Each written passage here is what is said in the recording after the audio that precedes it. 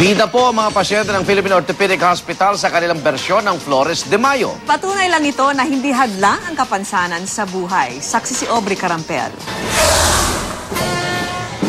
Bago tuluyang magtapos ang buwan ng Mayo, nagsagawa ng kanilang bersyon ng Flores de Mayo ang Philippine Orthopedic Hospital. First time raw ito at lumahok pa ang mga pasyente ng ospital at ilang kabataang may kapansanan.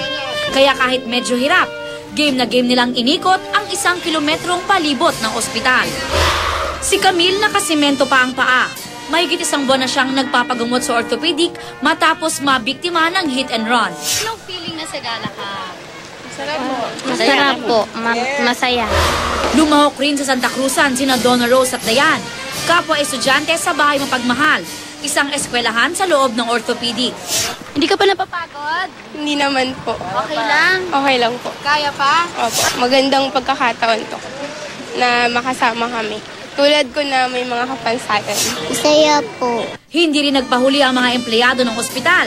Ang chief nurse ang siyang tinanghal na Reyna Emperatriz.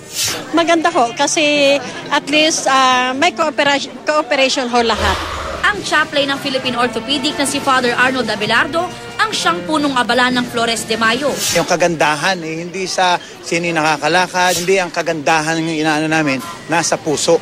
Ako si Aubrey Carampel, ang inyong saksi. At para sa karagdagang balita, patuloy tumutok sa GMA News and Public Affairs at mag-log on sa www.gmanews.tv kung saan mapapanood ang ilang bahagi ng saksi. Para makatanggap ng mga pinakabagong balita via text, type lang po ang GMA News Face On at isend sa 4627. Susunod na emergency, ang aming ipapalawas rin kaugnay ng sakit na dystonia para lalo nating maunawaan ng mga metaglay nito. At wish ko lang po ngayong Sabado, huwag niyo pong palalampasin. At yan ang mga pangyayaring tinutukan ng inyong nag-iisang liga ng katotohanan. Ako naman, Arnold Clavio, proud to be Kapuso. Hatid namin ang balitang walang kinikilingan, walang pinoprotektahan, serbisyong totoo po lamang. Ako po si Vicky Morales, proud to be Kapuso. Hanggang sa Lunes, sama-sama tayong magiging saksi!